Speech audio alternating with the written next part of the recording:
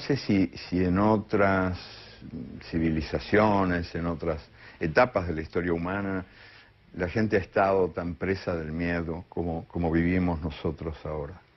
Tenemos miedo de todo el tiempo. No se puede hacer nada, es un gas paralizante el miedo. Los miedos, creo, predominantes, los que se sienten más en la vida cotidiana son el miedo a perder el trabajo, que es un típico pánico de nuestro tiempo, la inseguridad laboral, el miedo a no encontrar mañana tu puesto en la fábrica o en la oficina, que hace que una cantidad de derechos sindicales que se habían obtenido a lo largo de más de 2 siglos de luchas estén ahora corriendo grave peligro de muerte, porque nadie se anima a nada por miedo, por pánico a la pérdida del trabajo que se tiene. El que no tiene miedo a perder el trabajo tiene miedo de no encontrarlo, que es un miedo muy semejante. Y hay muchos otros pánicos, el pánico de vivir, el pánico de ser, el pánico de cambiar, el pánico a los demonios que nos inventan para asustarnos. Los derechos democráticos van a morir. Y lo que estamos viviendo en Europa hoy en día es una tercermundialización sucesiva. Los contratos colectivos de trabajo desaparecen. El estatuto del trabajador desaparece. El trabajo se convierte en una mercancía como cualquier otra. El hombre se convierte en una mercancía como cualquier otra. Y allí donde se encuentre el mercado más favorable, el capital irá a buscarlo. En otras palabras, se da una deslocalización permanente.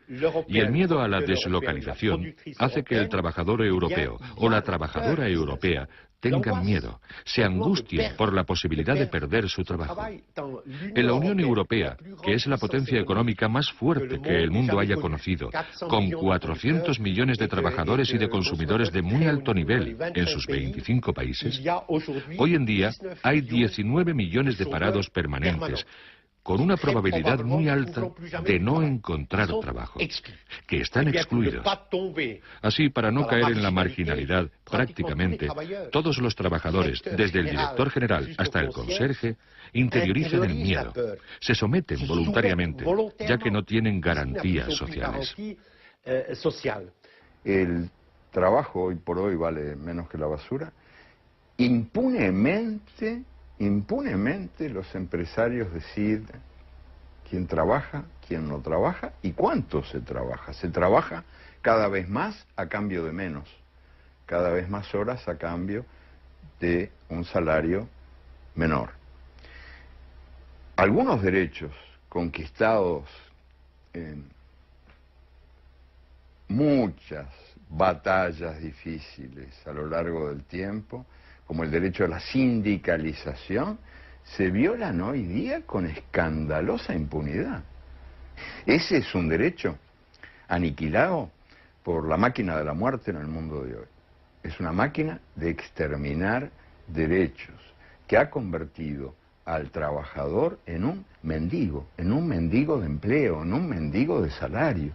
El año pasado, las 500 sociedades multinacionales mayores del mundo, las 500 más grandes, controlaron el 52% del Producto Mundial Bruto. Es decir, de todas las riquezas en mercancías, capital, patentes, servicios producidos en el planeta. Un monopolio. Un poder como no había existido antes en el mundo. Y los hombres que forman parte de esa oligarquía transcontinental actúan exclusivamente según los principios de maximalización del beneficio. Lo que hay que romper es esta violencia estructural. Los jefes de las multinacionales son en realidad señores de la guerra, que están en batalla permanente para lograr aún más beneficios y aún más cuota de mercado. Y los que pagan los gastos son los pueblos. El derecho a la independencia, el derecho a la soberanía, es hoy por hoy un lujo de los países poderosos, de los países ricos. Cuando los países pobres ejercen el patriotismo, ese patriotismo se convierte en populismo, o peor todavía, en terrorismo y constituye una amenaza para el mundo. Entonces nosotros no tenemos el derecho de defendernos, solo tenemos el derecho de aceptar lo que otros deciden por nosotros. Y esos otros son los que ejercen el gobierno mundial. Los verdaderos amos del mundo hoy en día, en primer lugar, son invisibles. No están sometidos a ningún control social, sindical, parlamentario. Son hombres en la sombra que detentan el gobierno del mundo. Detrás de los estados, detrás de las organizaciones internacionales, hay un gobierno oligárquico de muy poca gente. Muy poca gente, pero que cuenta con una potencia, una influencia, un control social sobre la humanidad, como jamás un papa, ni un emperador, ni rey alguno han tenido a lo largo de la historia de los hombres. Pero ¿quién es este asesino serial que mata todo lo que toca?